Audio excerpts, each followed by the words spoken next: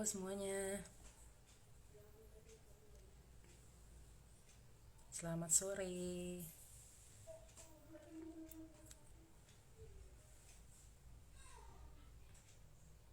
Masih tunggu yang nonton ya.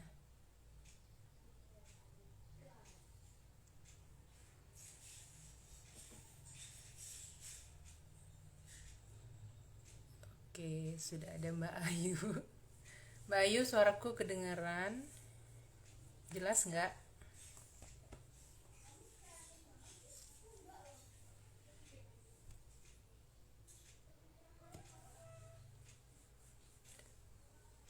Oke, kita langsung mulai aja ya.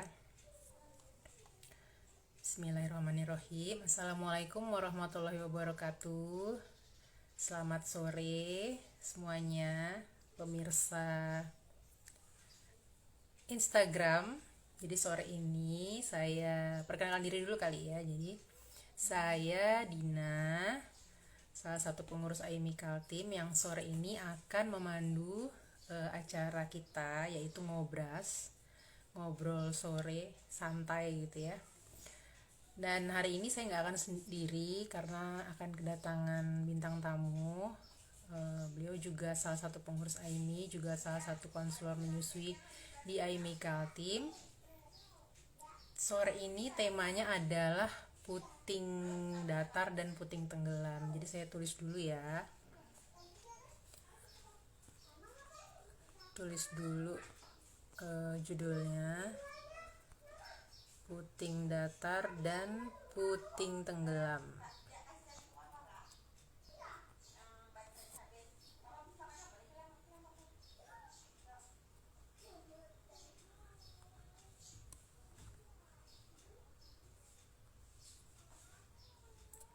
Selamat bergabung semuanya yang baru aja bergabung. Nggak bisa dipin ya.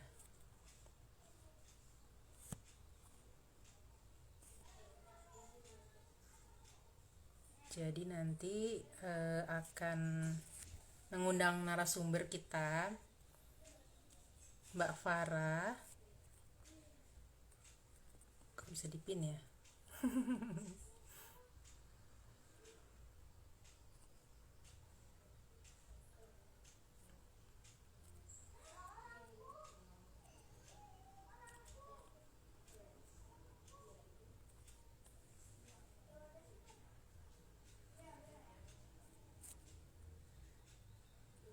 Oke, biarlah nggak bisa dipin judulnya. Jadi judulnya hari ini adalah puting datar dan puting tenggelam. Nah, jadi salah satu apa ya faktor gitu ya penentu keberhasilan ibu menyusui itu adalah salah satunya adalah puting. Jadi kenapa salah satu faktor penentu keberhasilan menyusui itu adalah puting, karena memang bayi itu menyusunya di payudara gitu ya. Jadi bukan di putingnya sebenarnya. Tapi kenapa juga jadi faktor penentu, karena banyak ibu yang merasa khawatir gitu ya, merasa kurang percaya diri, apalagi kalau dari emang bawaannya gitu ya, dari bawaannya bentuk putingnya itu tenggelam, terus juga seperti judul kita ada yang datar gitu ya, bahkan ada yang kadang terbelah, berbagai macam bentuk payudara ibu itu berbeda-beda setiap orang, bahkan yang kiri dan kanan pun kadang-kadang berbeda. Nah, walaupun menyusui itu di payudara secara keseluruhan gitu ya, bukan hanya di puting, tapi ternyata ukuran atau bentuk puting kita itu tuh mempengaruhi proses menyusui kita. Nah, karena kadang beberapa bayi itu mengalami kesulitan untuk menyusu di puting ibu yang tenggelam. Jadi puting, udah saya lupa lagi ngambil breast model. Jadi puting kita itu ada yang tenggelam itu tuh masuk gitu ya, jadi ada yang keluar, terus ada yang memang putingnya besar. Ini sebenarnya juga jadi masalah tuh, kendala, karena saya pernah menemui klien yang putingnya lumayan besar dan ini menyebabkan bayinya kesulitan untuk menyusu. Nah, di tema kita ini adalah khusus untuk membahas puting datar atau puting tenggelam. Jadi ini juga membuat bayi kesulitan untuk latch on atau pelekatan, sehingga juga menyulitkan ibu untuk menyusui gitu ya. Jadi kita akan coba bahas sore ini bersama Mbak Farah. Jadi sore ini bintang tamu kita adalah Mbak Farah Irdini Askia. Jadi Mbak Farah ini adalah ahli gizi juga, kemudian juga konselor menyusui dan pengurus AIMI Kaltim. Oke, tanpa berpanjang lebar, saya akan mencoba invite Mbak Farah.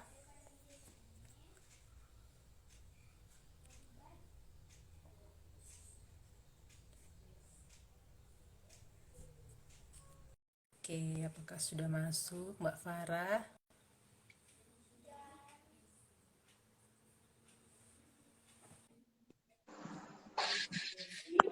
Halo Mbak. Halo Mbak, suara saya kedengeran? Kedengeran jelas. Apa kabar Mbak Farah? Alhamdulillah baik Mbak Dina, mohon maaf lahir batin, belum Oh iya, sempat ketemu juga kita ya setelah iya. Lebaran. Sama-sama, Mbak Batin juga. Sehat Mbak? Alhamdulillah sehat Mbak. Mbak Farah ini lagi hamil ya. Sekarang usia kandungannya berapa Mbak? 34, mau Wah, udah, sedikit sebentar lagi ya. Kurang lebih sebulan lah ya. Nggak sampai ya kurang sebulan, lebih kadang 9 lagi. 38 hampir. Mudah-mudahan sehat terus ya Mbak. Insya Allah, amin. Ya, jadi sore ini kita akan bahas tentang puting datar dan puting tenggelam gitu.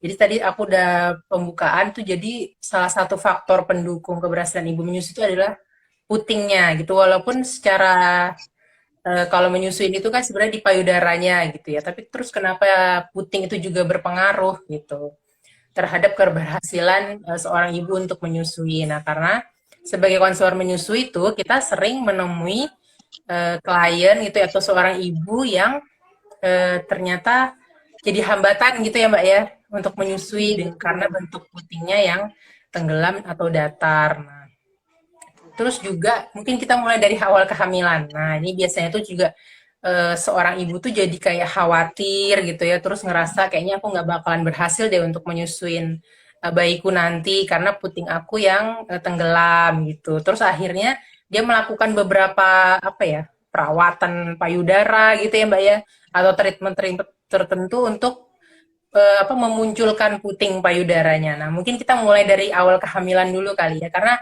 sebenarnya ini tuh hal yang lumayan sering ibu hamil lakukan gitu kan, seperti tadi menarik putingnya supaya nanti kalau misalnya bayinya lahir, putingnya udah keluar gitu. Nah, itu tuh mitos atau fakta enggak sih Mbak? Kalau Kita ibu hamil ngomongin itu tuh dari puting bisa datar dan, apa? nah, Bisa mengubah jadi bentuk kalau putingnya misalnya, dengan tadi itu. jadi untuk puting datar dan puting tenggelam itu sebenarnya kan kita tuh punya memang banyak variasi bentuknya yang untuk puting dan payudara. Nah, mitosnya itu kan kalau puting datar atau puting tenggelam itu pasti susah nih, udahlah nggak usah. Jadi secara psikologis tuh kadang-kadang ibunya juga udah down duluan, seperti itu ya Mbak. Padahal uh, normal nggak sih punya puting datar atau puting tenggelam? Nah, itu pertanyaannya kan, normal nggak sih aku nih? Ternyata itu dialami 10-20% dari ibu-ibu. Jadi itu sesuatu yang normal. Tadi Mbak Dina juga di awal sudah sampaikan bahwa sebenarnya untuk apapun jenis putingnya itu sebenarnya masih bisa untuk menyusui, hanya saja memang untuk pelekatannya pada puting tenggelam atau puting terlalu besar atau puting rata itu kita perlu teknik khusus ya gitu untuk pelekatannya dan pembiasaannya, karena kan yang belajar untuk menyusui kan nggak cuma kita tapi bayinya juga. Tentu lebih nyaman untuk bayi ketika putingnya menonjol, tapi ketika kita mempunyai puting yang datar atau puting yang tenggelam, jangan minder dulu, jangan ragu dulu untuk menyusui karena masih bisa kok untuk menyusui seperti itu. Nah, kita Iya. mulai dari kehamilan. Kadang-kadang jadi puting puting datar atau puting menyusui itu ada yang memang orangnya terlahir dari lahir itu putingnya ya seperti itu. Putingnya datar atau putingnya tenggelam. Tapi ada juga yang karena perubahan saat hamil itu kan kita mengalami perubahan hormon. Sebelum hamil putingnya menonjol seperti ini, kelihatan nggak? Ini kan putingnya agak menonjol ya. Kalau puting datar Ya. itu bagian ininya datar. Ini. Masuk gitu ya, nggak Uh, muncul. tidak muncul ke permukaan. Nanti kalau misalnya putingnya tenggelam itu dia lebih mendelep lagi. Cara ngeceknya mungkin untuk dari hamil kita udah bisa cek, kita agak tarik ke belakang. Kalau misalnya datar itu biasanya dia akan terlihat rata dengan bagian hitamnya atau bagian aerolanya. Kalau misalnya tenggelam, dia akan masuk ke dalam gitu. Jadi mendelep ke dalam. Nah, itu cara ngeceknya bisa dicek dari hamil. Nah, lalu gimana supaya bisa sukses menyusui, itu ada teknik-tekniknya nih Mbak. Kalau tadi Mungkin kan itu yang Mbak balik bilang dulu ke itu Mbak. Kan sering tuh banyak yang ibu hamil ketahui itu tuh katanya kalau misalkan pas hamil tuh perlu ditarik-tarik putingnya supaya keluar. Terus jadi nanti kalau bayinya begitu lahir tuh ibunya udah langsung siap menyusui. Nah itu tuh sebenarnya perlu dilakukan nggak sih Mbak Farah? Perawatan-perawatan tertentu saat hamil. kalau sepengalaman dan setahu saya, kalau misalnya itu kan namanya kita merangsang puting payudara ya Mbak ya. Nah, Hmm. masalahnya kalau kita lagi hamil, rangsangan pada payudara atau pada puting payudara itu bisa beresiko kontraksi. Nah, jadi itu Ya. yang perlu diwaspadai sih itu. Jadi, kalaupun mau dilakukan perawatan atau rangsangan payudara itu, usia kehamilannya sudah mau mendekati lahiran, Simba. Jadi Oh, 36, 37. Jadi sekalian induksi alami gitu ya Mbak ya. Cuman kalau misalnya sebelum 9 bulan itu, kalau saya pribadi tidak menyarankan karena ada resiko kontraksi, takutnya nanti bayinya malah kontraksi gitu. Nah, jadi untuk yang puting tenggelam atau puting rata itu bisa dilakukan mendekati kelahiran atau ya setelah anaknya lahir.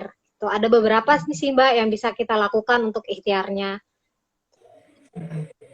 mungkin boleh dijelaskan sedikit Mbak apa yang bisa, karena itu kan jadi kegalauan gitu kan, aduh ibu tuh jadi nggak Benar-benar. percaya diri kan kalau misalkan aduh puting aku kayak gini bisa nggak sih nyusuin gitu, terus akhirnya di awal-awal melahirkan karena mungkin kurang ilmu juga ya kan, kurang membaca, kurang cari tahu selama kehamilan. Nah terus apa sih yang Mbak, mungkin sekarang yang lagi nonton tuh lagi hamil dengan kondisi puting yang tadi putingnya datar atau puting tenggelam, nah kira-kira apa sih Mbak yang bisa dilakukan sebagai persiapan seorang ibu saat hamil gitu? Oke, ketika saat hamil pertama persiapan psikologisnya dulu nih paling Hmm. penting. Jadi persiapkan psikologis ibunya dulu. Oh, oke, ketika pemeriksaan payudara kan udah tahu nih puting saya rata misalnya seperti itu. Nah, itu kita persiapkan dulu mentalnya. Oke, saya bisa menyusui tapi mungkin effortnya harus lebih besar nih daripada yang putingnya menonjol atau putingnya yang normal seperti itu. Itu secara psikologis karena ngaruh banget kan Mbak untuk kesuksesan menyusui. Kemudian minta dukungan keluarga sih sama suami untuk belajar sama-sama tuh pertamanya. Itu dari dukungan psikologis dulu persiapannya. Kemudian untuk persiapan teknik-tekniknya apa aja yang bisa dilakukan, misalnya itu dengan cara merangsang puting payudaranya. Untuk tujuannya supaya si puting itu lebih menonjol. Tapi ini sebaiknya sih dilakukan setelah bayinya lahir, Mbak. Supaya yang tadi itu menghindari risiko kontraksi pada saat kehamilan. Misalnya seperti ini ya, dia putingnya datar, agak. Jadi sebelum menyusui itu ada beberapa caranya, misalnya kalau misalnya putingnya masih datar tuh masih bisa kayak agak diputar-putar dulu gitu Mbak, dipijit perlahan, lalu agak diputar-putar seperti ini, dan ditarik-tarik ke belakang. Tujuannya supaya putingnya menonjol, seperti itu. Atau juga bisa digunakan kompres air dingin Mbak, supaya kan biasanya kalau misalnya air dingin itu puting kita tuh kadang-kadang jadi lebih mengkeret. Nah, jadi masih bisa lebih mudah lagi untuk ditarik-tarik ke belakang. Seperti itu. Itu dilakukan sebelum kita menyusui bayi. Jadi persiapan sebelum menyusui bayinya. Ini dengan kondisi sudah lahiran ya Mbak, sudah Sudah melahirkan melahirkan. anaknya AA. Sebelum menyusui itu ibunya bisa memijit-mijit atau memutar-mutar seperti ini perlahan. Tujuannya supaya putingnya itu lebih menonjol dibandingkan yang sebelumnya. Ada diputarnya bisa ditarik-tarik ke belakang kayak gini, lalu diputar searah jarum jam, jempol dan telunjuknya. Terus ada juga misalnya masih belum bisa nih Mbak, kok udah dipijit-pijit masih belum ya, masih belum bisa nih, masih agak kesusahan. Bisa juga kita perah dulu nih asinya. Harapannya kalau kita memerah asinya dulu, itu kelenturan putingnya itu jadi lebih lentur. Kadang-kadang kan asinya penuh nih Mbak, putingnya kan jadi kurang lentur. Nah, dibandingkan sama yang sudah diperah, nah puting itu jauh lebih lentur ketika sudah dikeluarkan sedikit asinya. Jadi bisa sambil dipompa dulu atau diperah dulu dia asinya, terus nanti harapannya kan nanti putingnya lebih lentur dan lebih mudah untuk diarahkan ke bayinya seperti itu. Atau kalau misalnya tadi teknik-teknik yang tadi belum banyak membantu, masih kesusahan nih. Bisa juga teman-teman intinya sih belajar pelekatannya ya. Ini kalau kan kita ketahui kalau kita menyusui itu bayi itu menghisap itu tidak hanya di puting saja, tapi juga di bagian hitam ini atau di areola. Jadi puting ini tuh ibaratnya seperti buat vakumnya bayi gitu kan. Lebih mudah ketika putingnya menonjol, tapi ketika putingnya agak tenggelam, bayi itu agak kesulitan menempatkan lidahnya gitu. Tapi masih bisa menyusui, hanya saja memang perlu adaptasi lagi ibu dan anaknya. Bisa juga kita topang payudaranya dengan menggunakan teknik C seperti ini. Jadi 4 jarinya di bawah, di atasnya jempol kita di atas, lalu yang bagian atasnya agak kita tarik ke belakang. Tujuannya apa? Supaya puting yang bagian bawah dan areola bawah itu bisa masuk duluan ke mulut bayi. Gitu. Jadi bayinya udah hap duluan gitu Mbak di payudaranya, seperti itu. Nah, terakhir nih kalau misalnya masih belum bisa juga, bisa dibantu pakai alat bantu, yaitu nipple puller atau nipple shield gitu. Nipple puller ini ya itu untuk membantu menarik puting. Itu bisa dibeli di apotek atau teman-teman bisa bikin sendiri.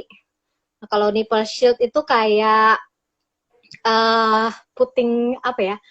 Kayak bentuknya tuh seperti puting tambahan gitu. Cuman penggunaannya juga harus dengan pengawasan dan hati-hati karena ada beberapa kasus dengan penggunaan nipple shield itu bayinya jadi malah bingung puting kayak gitu karena ada resikonya lah, tapi ya nggak semua sih Mbak gitu. Ya itu mungkin bisa jadi pilihan terakhir gitu ya Mbak ya. Iya, iya benar. Karena memang juga kalau kita lihat dari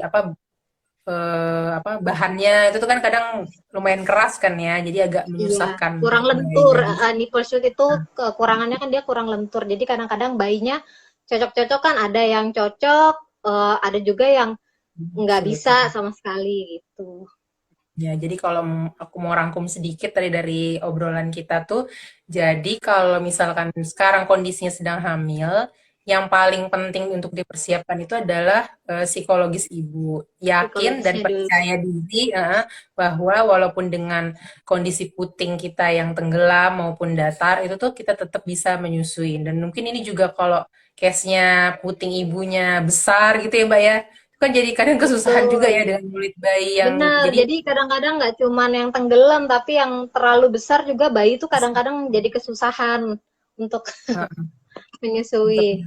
ya jadi memang yang paling penting adalah kita yakin dan percaya diri. Terus yang kedua minta dukungan sama suami, Iya, sama keluarga betul. besar juga bahwa dengan kondisi kita yang seperti ini tuh kita akan tetap bisa dan mengusahakan semaksimal mungkin untuk tetap menyusui gitu ya Mbak yang paling penting. Nah, terus tadi ada persiapan-persiapan ini sebenarnya justru dilakukannya setelah bayinya lahir ya Mbak Farah ya. Jadi kalau misalkan saat hamil tuh tidak terlalu perlu banyak hal yang perlu kita lakukan, kayak mungkin kadang ada yang digosok gitu kan. Kalau aku pernah baca tuh Ah, apa, payudaranya kayak dicuci, sering-sering dibersihkan gitu kan. Terus katanya putingnya dibersihkan, kata sering ada kotoran-kotoran yang nanti bisa menghambat apa, asinya keluar. Nah, itu sebenarnya tidak perlu dilakukan, apalagi kalau usia kandungannya masih terlalu dini gitu ya Mbak Farah ya, iya, karena akan mengakibatkan kontraksi. Jadi kalau mau melakukan ini menjelang kelahiran, karena memang itu juga salah satu cara kita untuk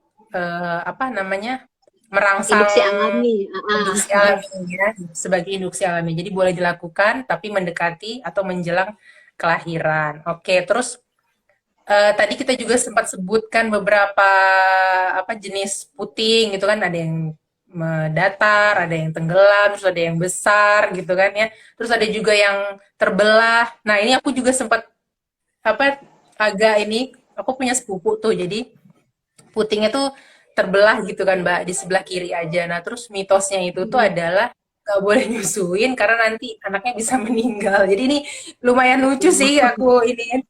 Jadi tapi itu oke. untuk di daerah-daerah kayak apa, yang jauh dari kota itu tuh masih banyak sekali mitos-mitos seperti itu. Padahal itu sebenarnya tidak. Ya kalau di mungkin nggak tahu ya, kalau orang-orang di apa, banyak di dalam di daerah itu tuh biasanya masih Mm. percaya seperti itu. Nah, padahal sebenarnya justru kalau mungkin kita yang nggak perlu percaya deh sama mitos-mitos seperti itu Mm. tuh, harusnya tuh jadi apa ya, motivasi gitu, bahwa sebenarnya dengan bentuk puting apapun, termasuk Apapun puting masih yang bisa. tetap bisa menyusui.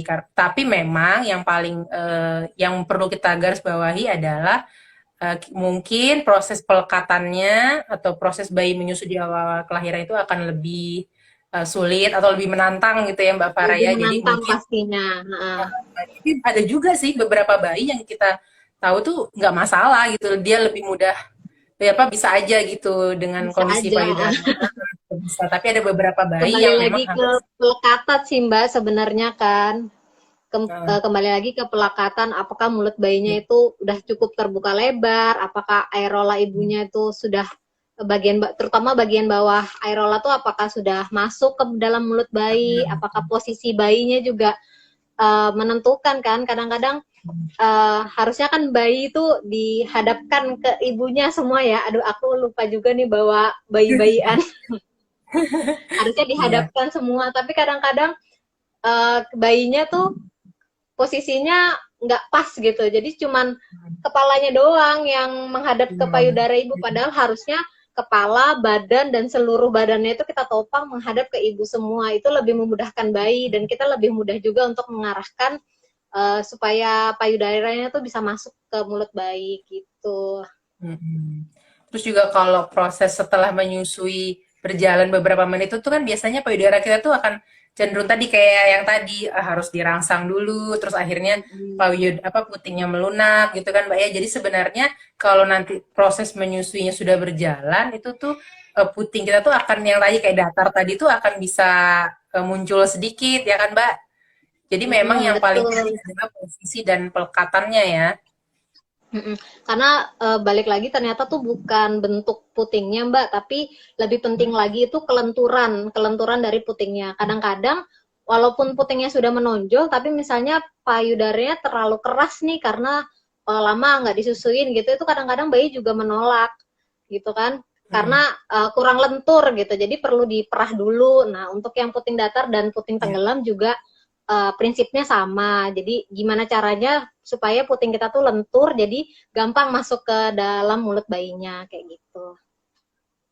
Oke, sekarang kita lanjut ke, nah ini tadi, karena tadi kita apa sebutkan kalau ibu-ibu, ada sebagian ibu-ibu yang mengalami kendala saat menyusui dengan kondisi putingnya datar dan apa, tenggelam. Nah, itu kalau dari Mbak Farah tips apa nih, bagaimana sukses agar sukses menyusui walaupun dengan kondisi puting yang tenggelam dan datar? Apakah ada tips khusus gitu Mbak?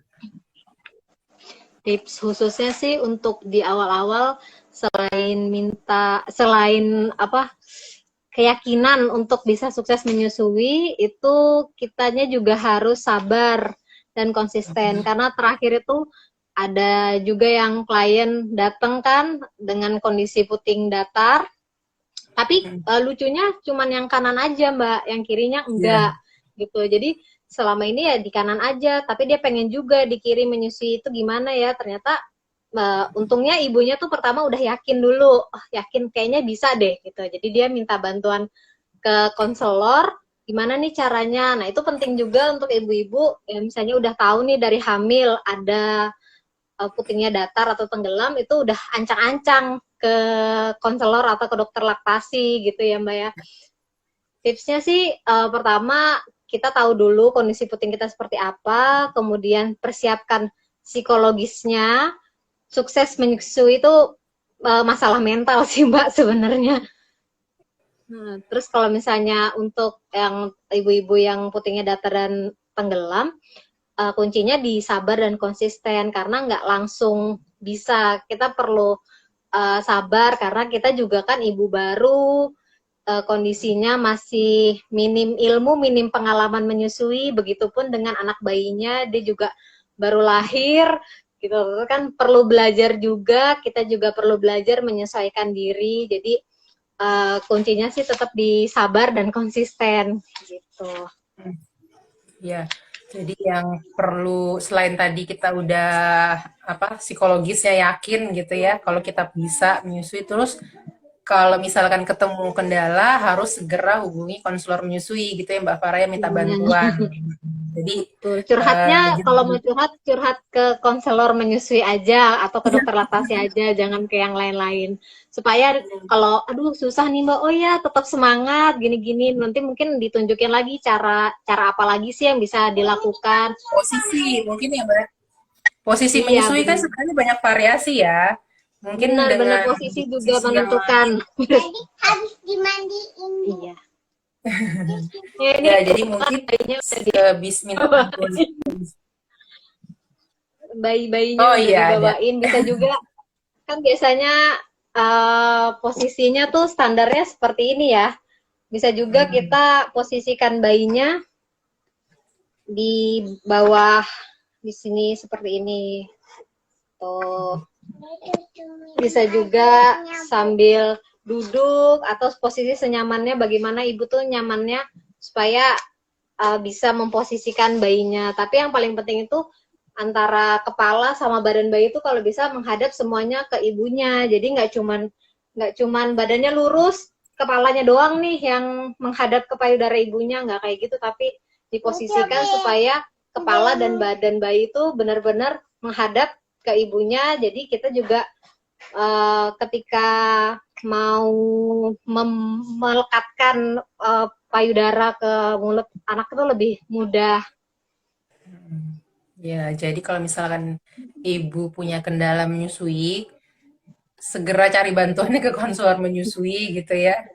Karena nanti akan diajarkan teknik-teknik atau posisi menyusui yang lain gitu. Karena yang biasa kita tahu tadi itu kan cuman bayinya digendong di tangan sini biasanya ya, terus dihadapkan ke ibunya. Padahal sebenarnya banyak posisi-posisi lain yang bisa kita coba, yang mungkin bisa jadi itu akan mempermudah kita buat ibu-ibu dengan kondisi puting yang datar atau tenggelam. Halo. Nah terus, Tadi ada bayinya dibawa. iya. Terus jadi dengan posisi menyusui yang lain yang bisa kita coba. Oh, terus juga mungkin kalau aku pernah baca juga tuh Mbak, seperti IMD itu tuh salah satu langkah yang bisa kita lakukan untuk sukses menyusui. Benar nggak sih Mbak Farah? IMD Iya biasanya kalau benar-benar. kita di awal melahirkan tuh kita pentingnya untuk melakukan IMD. Nah, itu apa menurut Mbak Farah, apakah salah satu faktor penentu keberhasilan menyusui? Iya benar banget. Apa IMD itu memang langkah pertama lah ibaratnya untuk kesuksesan kita menyusui, karena IMD itu ternyata bukan cuman masalah uh, skin to skinnya atau tapi masalah psikologis untuk ibu dan anaknya untuk saling percaya, mempersiapkan untuk nanti menyusuinya seperti itu. Iya. Dengan IMD juga akan lebih apa ya, merangsang produksi ASI itu lebih dini gitu ya Mbak ya. Betul. Jadi ketika IMD terus nanti sudah ada tanda-tanda produksi ASINya berhasil gitu kan, biasanya ibu secara psikologis lebih semangat, lebih oh ada kok ASINya, berarti bisa nih saya menyusui seperti biasanya sih kayak gitu. Kadang-kadang kan yang jadi masalah ibu-ibu baru melahirkan tuh kok ASINya belum keluar ya. Udah 2 hari, Iya. 3 hari. Nah itu karena salah satunya IMD-nya di skip waktu habis lahiran. Ya, penting juga IMD-nya sesuai dengan anjuran WHO ya Mbak ya, minimal 1 jam. Karena tuh masih sering kita dengar tuh katanya IMD, tapi ternyata cuma 15 menit, 30 menit gitu. Benar. Jadi pastikan kalau IMD minimal 1 jam. Nah, Iya, buat dan pastikan pemirsa beneran yang nempel di dada gitu ya. Karena saya pengalaman anak pertama tuh kayak cuman bayinya udah pakai baju, udah dibedong, terus ibunya di yang bajunya ya masih pakai baju gitu loh Mbak. Jadi kayak cuman ditempelin doang, bilangnya IMD, tapi kan itu sebenarnya bukan IMD gitu. Nah, mungkin buat teman-teman nih yang lagi nonton yang belum tahu IMD itu apa, mungkin Mbak Farah boleh jelaskan sedikit Mbak tentang IMD, terus langkah-langkahnya secara ini aja, secara apa? Iya. IMD ini IMD tuh inisiasi menyusu dini. Jadi ketika bayi baru lahir itu ada baiknya ditempelkan ke dada ibunya dalam kondisi dada ibunya terbuka, kemudian bayinya juga dalam kondisi skin to skin lah. Jadi benar-benar kulit ketemu kulit, dada ibu ketemu sama perut bayi seperti itu. Tujuannya apa sih? Supaya pertama bonding, kemudian untuk salah satu yang kesuksesan menyusui juga ditentukan oleh IMD dan itu dilakukannya 1 jam, minimal 1 jam gitu. Nggak harus sampai bayinya berhasil menyusu, tapi Nah, itu juga. nggak, iya kadang-kadang tuh bayinya udah berhasil menyusu nih, udah gitu IMD-nya, Ada nggak juga sampai tuh kayak gitu. yang tenaga kesehatan itu tuh karena tadi goalnya dia adalah bayinya nempel ke puting, bisa nyusu di puting tuh ada yang langsung ditempelin ke puting gitu ya kan Mbak, pernah Iya, denger nggak? Jadi pernah pernah pernah. IMD Padahal katanya nggak perlu, jadi nggak perlu sebenarnya sampai gitu. bukan jadi tujuannya bukan bayi nyusu ke puting ibu ya, tapi yang paling penting adalah skin to skinnya itu ya Mbak ya kalau untuk IMD. Infusinya, ya. Oke, terus ya buat teman-teman yang lagi nonton, kalau mau ada pertanyaan boleh tulis di kolom komentar, nanti akan kita bantu tanyakan ke Mbak Farah dan Mbak Farah akan coba jawab ya Mbak. Tadi ada komen sedikit, bentar aku baca ya.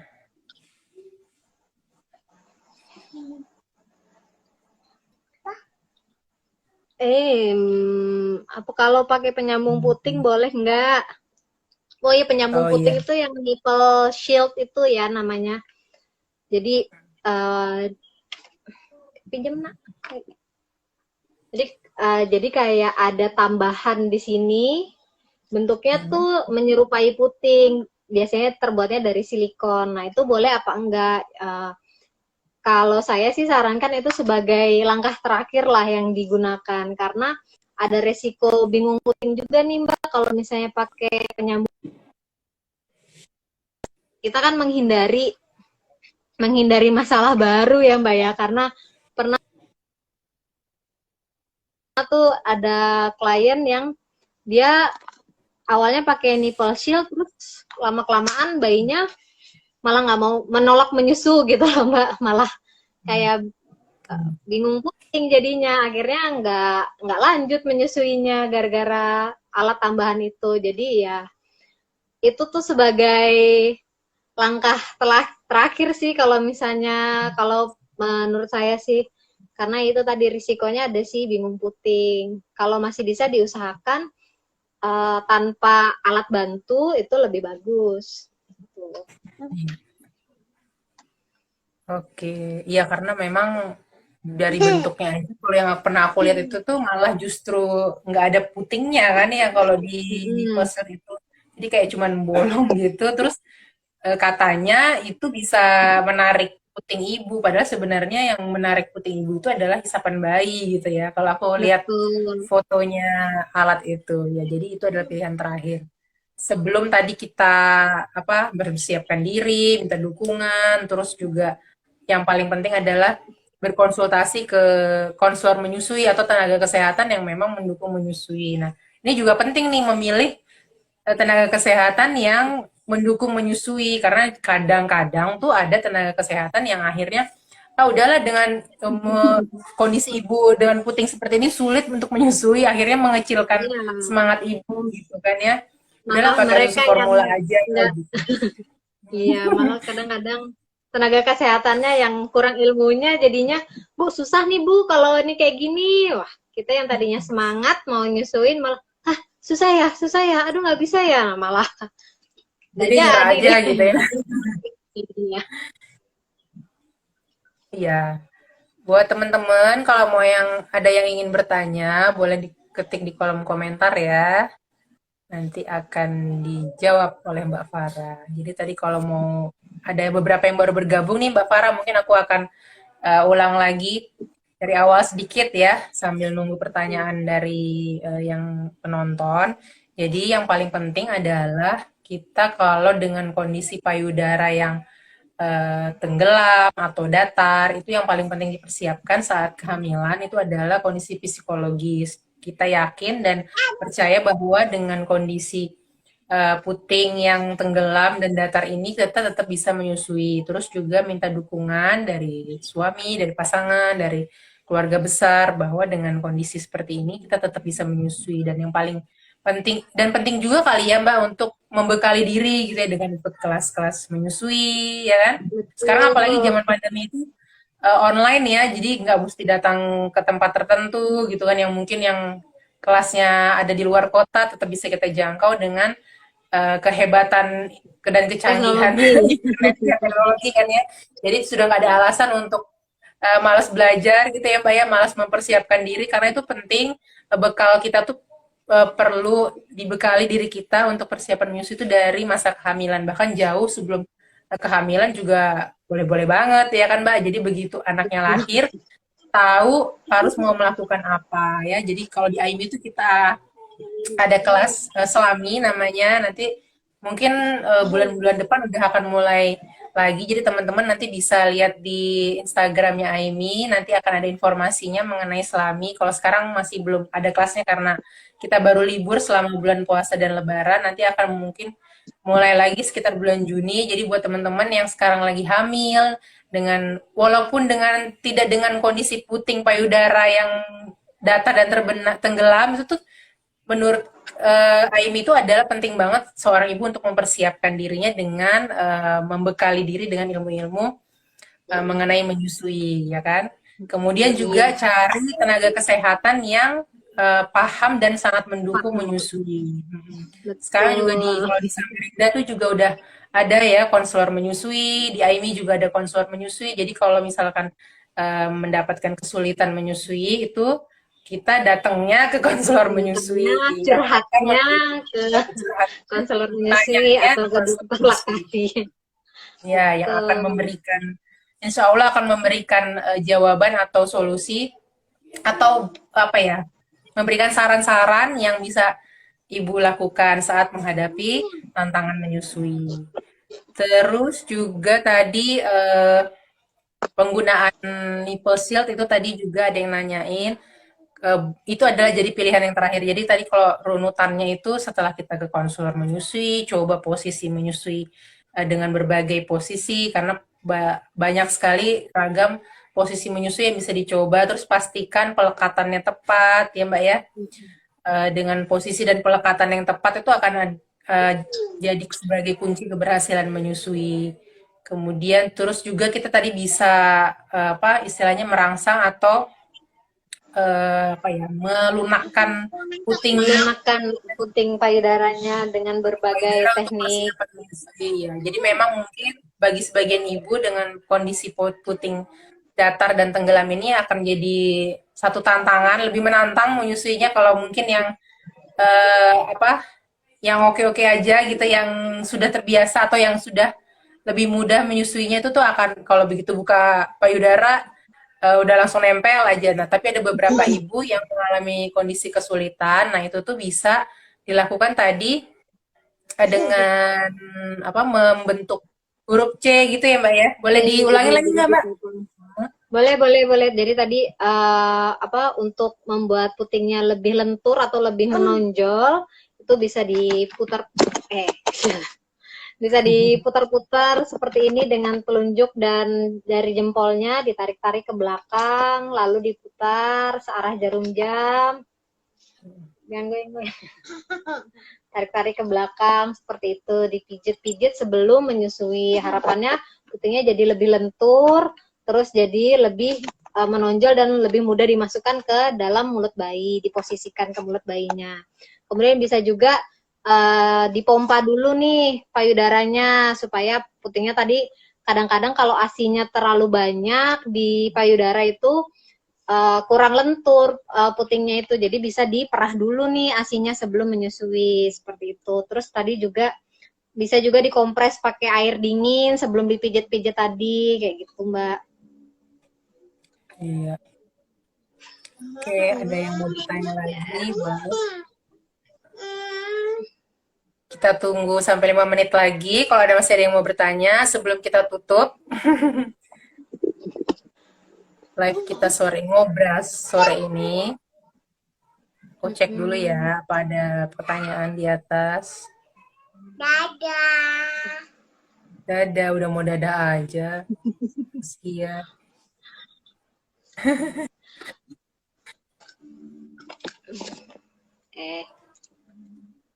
Oke, kayaknya udah nggak ada lagi ya Mbak pertanyaan. Oh ya, sebelum kita tutup, mungkin Mbak Farah ada closing statement atau apa yang mau disampaikan sebagai penutup.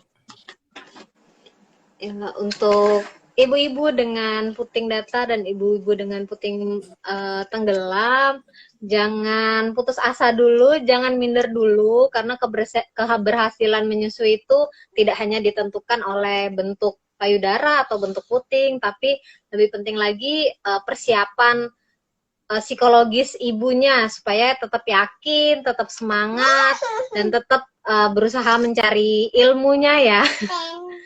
Gitu. Dan jangan lupa untuk ketika hamil tuh udah kontak dengan konselor menyusui atau dokter laktasi.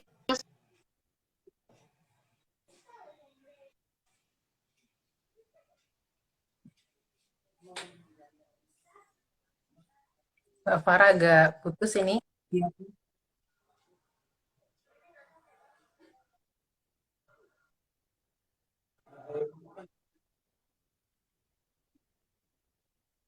Iya. Terus juga kalau yang aku ini mungkin awal-awal tuh akan ada kesulitan gitu ya Mbak ya, tapi begitu kita mulai terbiasa, terus juga sudah tahu apa ya istilahnya tuh udah karena udah terbiasa, terus akhirnya jadi mahir, itu tuh mungkin akan lebih memudahkan. Jadi kalau misalnya di awal-awal menemui kendala menyusui itu jangan langsung patah semangat dulu ya ibu-ibu ya.